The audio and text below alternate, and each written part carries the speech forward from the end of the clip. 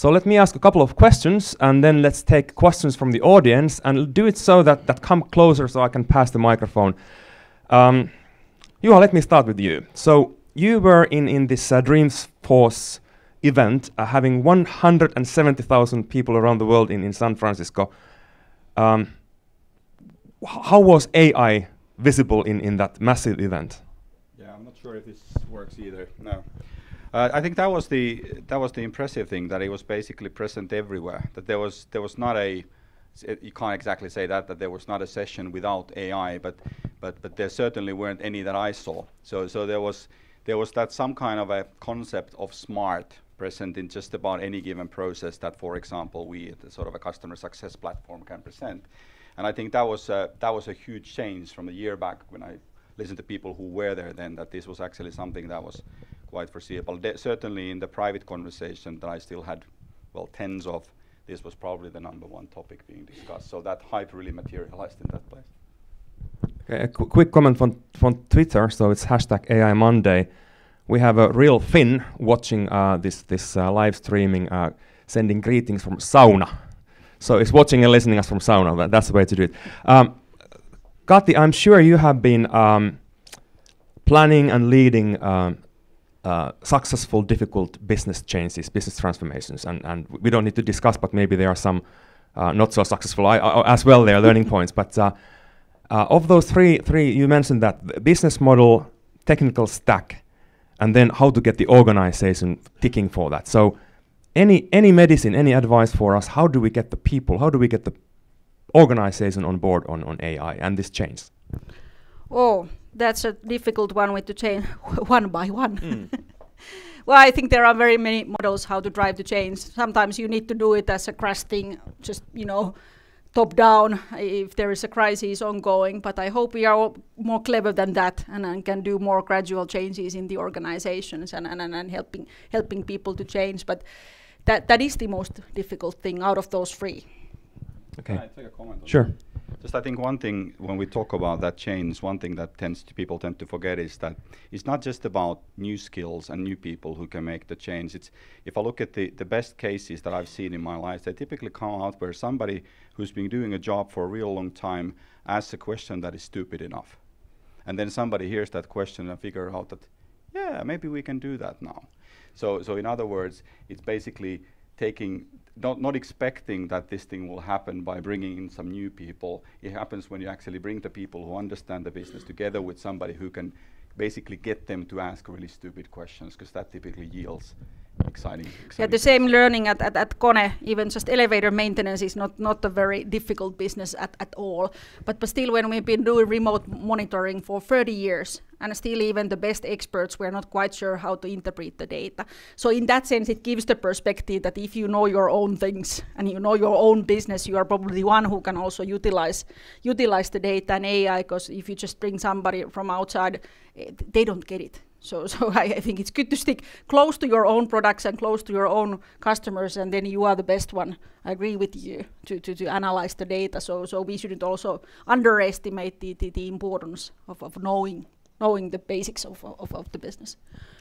A question to both of you, and then let's see in the audience who has the next question. What would be, let's say in a medium or big company, what would be the first step or steps? Who does it, and what should those steps be if one wants to be a leading AI beneficiary someday in the future?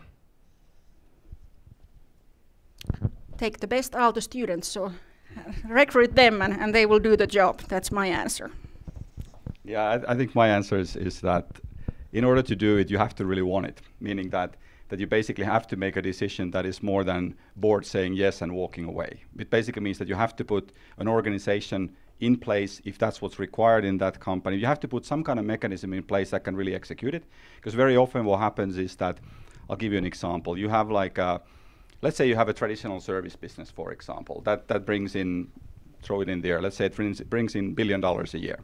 And somebody sets up a sort of a really smart digital service model next to it, who actually reports into the same chain and probably brings in 15 million the first year. it's very easy to neglect that business. It's very easy to ignore it, right? And the only way you can actually raise it to a level where it can increase its potential, reach its potential, is basically that somebody gives it that space, and that's always a strategic decision. So often it's also, it's not as hard if you try, but it's very hard if you just expect it to happen. You have to have different measures for different kinds of initiatives and business lines. I agree with you that that's typically the problem, that you try to optimize everything at the same time. It's not possible. If you need to, somebody needs to focus on maintaining the legacy business in that sense, and then it's different people with different mandate and metrics to making the transformation. I just answered the one thing I forgot to say about Dreamforce, which was a moment of national pride in a way that in both the keynote by Mark Benioff at the main stage the first day, and at the keynote he did together with IBM CEO Rometty, actually Kone was the company that was mentioned, one of the very few companies. Finland mentioned. Yeah, that was like that was a big thing. So.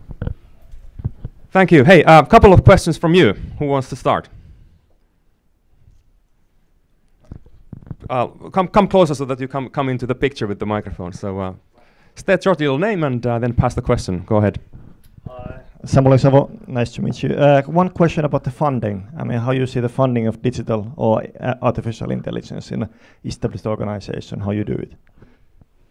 If you take Salesforce, it's going to be pretty expensive. Just kidding. No, I think this is one of the problems in Finland. We really need to ensure the right level of investments. And if I look at the public sector, I'm dead serious and worried about the level of investments we are making and the kind of lack of understanding there overall. Luckily things are better here at Aalto, but overall it needs to be kind of significant. You can't just do it with kind of 1% type of investment levels. Yeah, I don't really have a smart answer to that one. It is clearly a problem, especially if you're a public company. You have your quarter-to-quarter pressures on delivering, right? So typically, I think some people have tried ways of maybe externalizing some of it to a startup kind of a thing, bringing it back in later, things like that. But like I said, there's probably a lot smarter people than me to answer for that. Okay. One more question from the audience, and then Kari and Pyry, come closer. You'll be here next. Please state your name and the question, please.